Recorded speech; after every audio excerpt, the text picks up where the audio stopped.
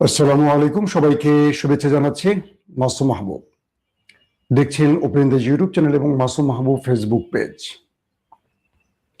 প্রিয় দর্শক, বেশ কিছু গুরুত্বপূর্ণ খবর আছে আপনাদের জন্য। আবারও ইরান এবং আমেরিকা প্রসঙ্গে সঙ্গে থাকবে ইসরায়েল, লেবানন, তুরস্ক, পাকিস্তানের বেশ কিছু কম্বাইন্ড সংবাদ। প্রথম যে গুরুত্বপূর্ণ খবর সেটি হলো, যে কোনো সময় ইরান ইসরায়েলের মধ্যে আবারও খেলা শুরু হয়ে যেতে পারে। তার প্রধান কারণ হলো, আমেরিকা যখন ইরানের সাথে যুদ্ধবিরতির মধ্যে আছে এবং আমেরিকা যখন একটা নতুন পথ খুঁজতে চায় কি করে একটা ফেস সেভিং এর মাধ্যমে, মুখ রক্ষার মাধ্যমে যুদ্ধটা শেষ করা যায়, তখন ইসরায়েল বারবারই আমেরিকাকে যুদ্ধে টেনে আনার চেষ্টা করছে। এটা আমি বলছি না, বড় বড় গণমাধ্যমগুলো দাবি করছে। ইভেন তুরস্কের প্রেসিডেন্ট রজব তাইয়্যিপ এরদোয়ান এই কথাটি বলেছেন। লেবাননের ভেতরে ওই দেশটি বারবারই আক্রমণ করছে। আজকে নতুন করে খবর হলো যে তারা নেতা কাকুর দেশ বলছে লেবানিজদের তোমরা শহর ছেড়ে চলে যাও। কি সুন্দর কথা! যাদের দেশ তাদেরকে বলছে তোমরা শহর ছেড়ে চলে যাও, আমরা আক্রমণ করবো এবং এটা আমরা দখল করব। যেমন আমরা গাজা দখল করেছি, আমরা লেবাননটাকে দখল করতে চাই। ইন্টারেস্টিং ব্যাপার যে আমরা যে শব্দটা বারবারই আপনাদেরকে বলি, গ্রেটার ইসরায়েল, গ্রেটার ইসরায়েল। তো ইন্টারেস্টিং ব্যাপারটা কি, গ্রেটার ইসরায়েলের কাজ শুরু করে দিয়েছে ইসরায়েল। তারা ফিলিস্তিন, লেবানন, জর্ডান, সৌদি আরব, এই করে ধরেন তাদের যে সিরিয়া, এই অঞ্চলগুলো নিয়ে তারা গ্রেটার ইসরায়েল তৈরি করবে। তো এখন তারা নতুন করে লেবাননে অ্যাটাক করছে, মূলত লেবানিজরা সরে গেলে সেই জায়গাটা তারা দখল করবে, কিন্তু পারছে না লেবাননের মুক্তি বাহিনীদের জন্য, মুজাহিদদের জন্য, বিপ্লবীদের জন্য। তো ইরান বলছে এই যুদ্ধবিরতি ততক্ষণ চলবে যতক্ষণ পর্যন্ত ওই দেশটি লেবাননে হামলা না করবে। আবার আমেরিকা যখন ইরানকে নতুন করে আলোচনায় বসাতে চাইছে, বিভিন্নভাবে ইরানের সাথে সমঝোতা করছে, আমেরিকাকে স্পষ্ট ইরান বলে দিয়েছে, আমরা তোমাদের সাথে যুদ্ধবিরতি বা শান্তি চুক্তিতে তখনই বসবো যখন ইসরায়েল লেবাননে হামলা বন্ধ করবে। কিন্তু লেবাননে হামলা ইসরায়েল বন্ধ করছে না। তারা এখন নতুন করে সকলকে শহর ছেড়ে চলে যেতে বলছি, বড় আক্রমণের হুমকি দিচ্ছে।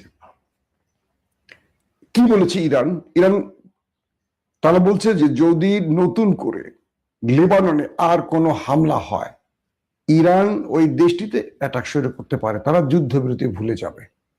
কারণ ইরান আমেরিকাকে যে 10টি চুক্তি দিয়েছিল তার মধ্যে এই চুক্তিটি ছিল যে ইয়েমেন, লেবানন এবং ইরাকে হামলা করতে পারবে না কেউ, কিন্তু সেটি করছে এখন। তার মানে এইটুকু আমরা নিশ্চিন্তে বলতে পারি যে দখলদারদের সাথে আবারও ইরানের একটা বড় ফাইট হতে পারে, এই শীঘ্রই হতে পারে। আসেন 2 নম্বর খবরটি কি, পাকিস্তানের ফিল্ড মার্শাল বা পাকিস্তানের সবচেয়ে বড় পাওয়ারফুল ব্যক্তি, প্রধানমন্ত্রী বলতে পারেন, প্রেসিডেন্ট বলতে পারেন, সব বলতে পারেন, যেমন বাংলাদেশের সকল ক্ষমতার মালিক হলো কি আমাদের সালাউদ্দিন ভাই।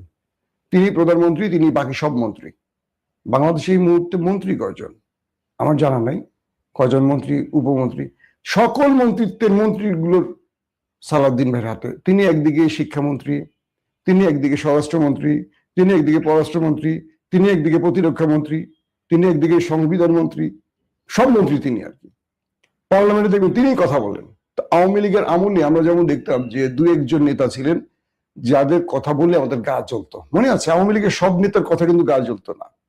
শেখ হাসিনা কি করতেন, 2-1টা অপছন্দের লোকরে টাইমলাইনে বসাই দিতেন।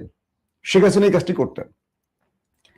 আমরা মনে করতাম শেখ হাসিনা মনে তারা অনেক গুরুত্ব দিচ্ছে, বিষয়টা এরকম না। শেখ হাসিনা বুঝতেন যে ওই বেটা যত কথা বলবে তত পচবে। যেমন ইনু মেননের ক্ষেত্রে আমরা কি দেখলাম, মানুষ আওয়ামী লীগের চেয়ে ইনু মেননের বেশি ঘৃণা করতো, আর ইনু মেনন মনে করতো শেখ হাসিনা তাদেরকে অনেক গুরুত্ব দিয়ে কথা বলার সুযোগ করে দিছে। তো বাংলাদেশে এই মুহূর্তে ধরেন আমরা যারা বিএনপি কে সমর্থন করতাম, অনেস্টলি বলি, আমরা কি বিএনপির পক্ষে একটা কথা বলার সুযোগ পাই? পাই না, কোনো অপশন নাই। কি বলবো বিএনপির পক্ষে? বলেন, আপনারাই বলেন। জুলাই কি কারণে জুলাই হয়েছে, এত রক্ত গেছে, আর বিএনপি কি করছে?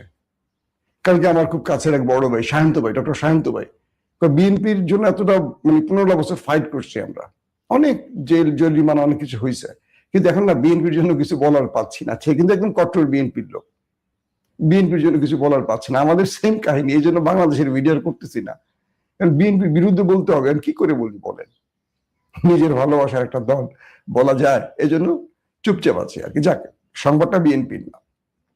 তো বিষয় হলো যে এই মুহূর্তে পাকিস্তানের যিনি সবচেয়ে বড় নেতা, আবার সেনাবাহিনী, আবার ফিল্ড মার্শাল, আবার সব প্রধান বিচারপতি, সবকিছু, আসিম মনির, তিনি মার্কিন প্রেসিডেন্ট ডোনাল্ড ট্রাম্পের প্রেসক্রিপশন নিয়ে দৌড়ে চলে গেলেন এখন ইরানে। তিনি এখন ইরানে আছেন। কেন তিনি ইরানে গেলেন এই হঠাৎ এই টাইমের মধ্যে? বলা হচ্ছে আমেরিকা তার অন্যতম ভৃত্য চাকর আসিম মনিরকে ইরানে পাঠিয়েছে। কেন পাঠিয়েছে? তিনি আরো 2 সপ্তাহের জন্য যুদ্ধবিরতি চান। মানে প্রথম দফায় যে যুদ্ধবিরতিটি হয়েছে 2 সপ্তাহের জন্য, এটা প্রায় শেষের দিকে আসতেছে। আমেরিকা চাইছে ইরান যেন আরো 2 সপ্তাহ যুদ্ধবিরতি দেয়। বিষয়টা খেয়াল করেন তো, ডট মেলান তো একটু। প্রথম যুদ্ধবিরতি হয়েছে কার ইশারায়? আমেরিকার ইশারায়, কিন্তু ইরান করেনি। আবার ট্রাম্প আসিম মনিরকে বলছে ইরানে যাও, গিয়ে একটা যুদ্ধবিরতি আলোচনা করে আসো, বা আমার যুদ্ধবিরতি দরকার আরো 2 সপ্তাহের জন্য। তো সে গেলেন 2 সপ্তাহের যুদ্ধবিরতি ঘটাতে। আসিম মনির এখন ইরানে আছেন। পাশাপাশি আসিম মনির সৌদি আরবের কিছু প্রস্তাবনা ইরানকে দেবে, অর্থাৎ পাকিস্তানে যে 2য় দফা যুদ্ধবিরতি নিয়ে আলোচনা হবে, শান্তি চুক্তি বৈঠকগুলো হবে, আমেরিকা ইরানের সাথে আবারও বসতে চেয়েছে, যে আমরা আবারও ইরানের সাথে বসতে চাই। প্রথম দফা কি করলো তারা? ইসলামাবাদে বৈঠক করলো 21 থেকে 25 ঘন্টা। তারপর জেড ভেন্স চলে গেলেন, মার্কিন যে ভাইস প্রেসিডেন্ট জেড ভেন্স চলে গেলেন, একটু ভাব নিলেন, আমি ইরানকে তোয়াক্কাই করলাম না। ইরান বলল যে ওকে ফাইন, তুমি চলে গেছো, যাও, সমস্যা নাই। এখন আমার আমেরিকা বলতেছে ইরান তোমার সাথে আমার আরো কথা আছে, আসো না একটু কথা বলি। ও মেরে জান, কোথায় তুমি, আসো তোমার সাথে একটু কথা বলি। বুঝছেন নি চিটাগাঙ্গের মানুষজন? এখন বলতেছে যে তোমার সাথে আমার আরো অনেক কথা আছে, এই কথাগুলো আমি তোমাকে বলতে চাই, একবার তুমি ফোন ধরো, একবার তুমি আমার সামনে দাঁড়াও, আমি তোমাকে এই কথাগুলো বলবো। ইরান বলছে আমার সময় নেই, আমি তোমাকে আগের মতো আর ভালোবাসি না, তুমি কথা দিয়ে কথা রাখো না, তুমি কথার মধ্যেই আমাকে বোম মারো, তুমি আর তোমার ওই ছিচকে চোর বন্ধু না দোস্ত নেতানিয়াহুকে নিয়ে এসে তুমি আমাকে ধোলাই দাও, এটা হতে পারবে না। আমি এবার প্রতিবাদী হয়ে গেছি।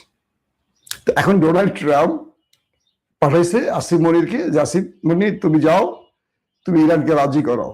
আমি ধারণা করছি ইরান রাজি হবে, পাকিস্তানের প্রতি সম্মান জানিয়ে ইরান রাজি হবে, আরো 2 সপ্তাহ যুদ্ধবিরতি। এবং ইরান বলছে পাকিস্তানে যে বৈঠকটি করতে চায় ট্রাম্প আমাদের সাথে, এটা তখনই সম্ভব হবে যখন ইসরায়েল লেবাননে হামলা বন্ধ করবে, কারণ এটা ইরানের দায়িত্ব হয়ে গেছে। কারণ দায়িত্ব কেন? লেবানন ইসরায়েলে যে অ্যাটাক করছে এটা তো ইরানের জন্যই করছে, তাই না? এবার যেটা হয়েছে 28 ফেব্রুয়ারির পর থেকে যে যুদ্ধটা হলো, লেবানন ইসরায়েলে কেন অ্যাটাক করেছে? ইরানের পক্ষ নিয়ে তো করেছে। তো ইরানের দায়িত্ব এখন তার ভাইকে বাঁচানো, এটা ইরান সর্বোচ্চ চেষ্টা করে যাচ্ছে। দ্বিতীয় গুরুত্বপূর্ণ খবরটি কি শোনেন। পাকিস্তানের প্রধানমন্ত্রী শাহবাজ শরীফ, পররাষ্ট্রমন্ত্রী এবং লর্ড বহর নিয়ে শেখ হাসিনার মতো পুরো টিম নিয়ে চলে গেছেন সৌদি আরবে। সৌদি আরবে কেন গেছেন? সৌদি আরবের সাথে ইরানের একটা মধ্যস্থতা করাবেন, পাশাপাশি একটা বড় কট খেয়ে গেছে পাকিস্তান।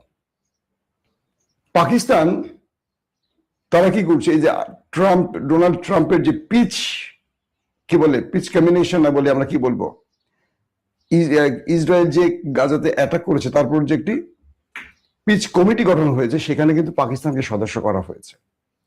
তো পাকিস্তান এই দেশটির পলিটিশিয়ানরা আর সেনাবাহিনীর সদস্যরা জনগণকে পায়ের নিচে রেখে রাষ্ট্রটাকে লোটে সবসময়। এই জন্য দেখবেন তারা সেনাবাহিনী আর রাজনৈতিক ব্যক্তির একটা কোলাবরেশন করে চলে।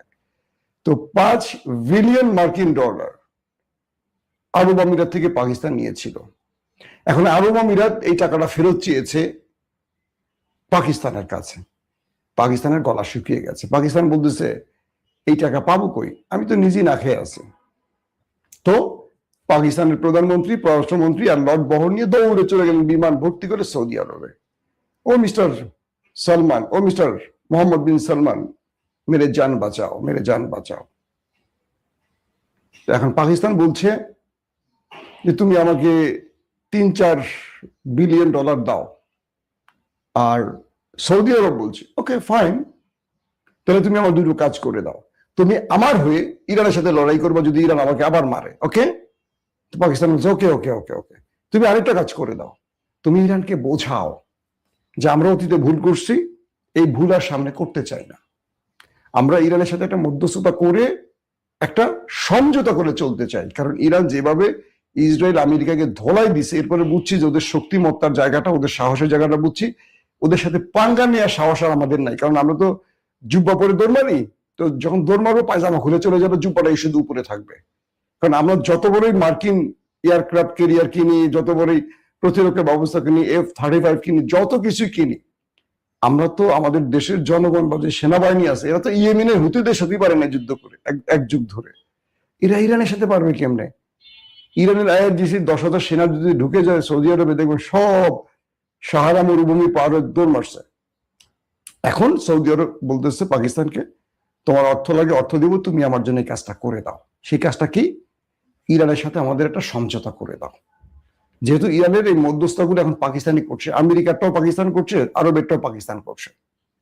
তো এই মুহূর্তে সিচুয়েশনটা তৈরি হয়েছে এরকম যে আমেরিকা হরমুজ প্রণালী ঘেরাও করে যে খেলাটা দেখাতে চেয়েছিল সেটা ফেল হয়ে গেছে।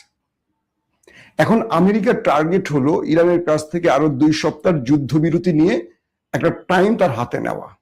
এই টাইমের মধ্যে আমেরিকা চাইবে কি, তার জোটকে আরো স্ট্রং করা, সমৃদ্ধ করা। কিরকম?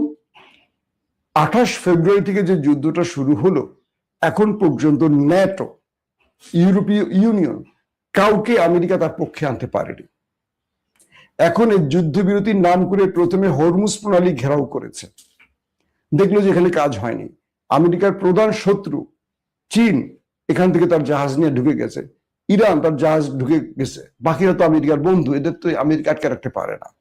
20-এর অধিক জাহাজ আমেরিকার নাকের ডগা দিয়ে সামনে দিয়ে চলে গেছে, আমেরিকার নাক কাটা পড়েছে।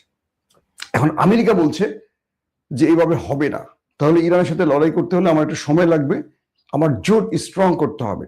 ট্রাম্প আবারও 2 সপ্তাহ সময় নিচ্ছে যুদ্ধবিরতির নাম করে, যাতে করে ইউরোপের বা ন্যাটোর বন্ধুদের তার পক্ষে আনতে পারে। আমার মনে হয় না তার বন্ধুরা ট্রাম্পের পাশে দাঁড়াবে, কারণ ট্রাম্পের অবস্থা ক্রমান্বয়ে নিচে নেমে যাচ্ছে। তার বক্তব্য বা তার স্ট্র্যাটেজি বা তার যেটাই বলি না কেন, এটা আর আমেরিকা ফার্স্ট নীতির উপর নেই, এটা চলে গেছে ইসরায়েল ফার্স্ট নীতির উপর। এখন আমেরিকা একটা বড় রকম মাইন্ডকে চিপায় আটকে গেছে।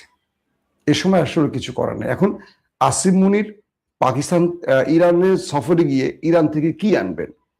আবার শাহবাজ শরীফ সৌদি আরব সফরে গেছেন, সেখান থেকে তিনি কি আনবেন? এখানে একটা বিষয় আছে, যুদ্ধের গতি প্রকৃতি কোন দিকে যাবে। অর্থাৎ পাকিস্তান এখন ইরান, সৌদি আর কি বলে আমেরিকার মধ্যে মধ্যস্থতা করতে গিয়ে এখন খেলছে। এখান থেকে পাকিস্তান চেষ্টা করবে তার ধনী রাষ্ট্র বন্ধুদের কাছ থেকে কিছু দয়া, ইরানের সাথে সম্পর্ক রেখে তার সীমান্তকে মোটামুটি নিরাপদ রাখা। কারণ এখন পর্যন্ত পাকিস্তান আমেরিকাকে ইরানের বিরুদ্ধে তার ঘাঁটি ব্যবহার করতে দেয়নি। পাকিস্তান ইরান কিন্তু প্রতিবেশী দেশ, জানেন আপনারা। তো পাকিস্তানের সেনাবাহিনীর উপর চাপ আছে, তারপরেও পাকিস্তান এটা করছে না কেন? পাকিস্তানের জনগণ ধরেন 100%-এর মধ্যে 90%, ধরেন 90 না 95% ধরেন ইরানের পক্ষে। তো 95% জনগণ যদি ইরানের পক্ষে দাঁড়ায় আর আমেরিকার হয়ে বা সৌদির পক্ষ হয়ে যদি পাকিস্তান ইরানের বিরুদ্ধে যুদ্ধে জড়ায়, তাহলে শাহবাজ শরীফ আর আসিম মুনিরের পাশার বাতাস শুরু হয়ে যাবে। মানে তাদের জনগণ কি করবে মোটামুটি আইডিয়া আছে। তো ইতিমধ্যে জানেন আয়াতুল্লাহ আলী খামেনির শাহাদাতের পর পাকিস্তানে মার্কিন এম্বাসিতে হামলা হয়েছে, পুলিশের গুলিতে সেখানে কয়েক ডজন মানুষ মারা গেছে, 1-2 না, কয়েক ডজন মানুষ মারা গেছে। পাকিস্তান কিন্তু আমাদের দেশের মতো না। তো সেই ক্ষেত্রে আমরা এটুকু বলতে পারি যে পাকিস্তান যে মধ্যস্থতাটা করছে, এটা তার নিজেরও যেমন লাভ হবে, ইরানের জন্য লাভ হবে, সবার জন্য লাভ হবে, এটা আশা করা যায়।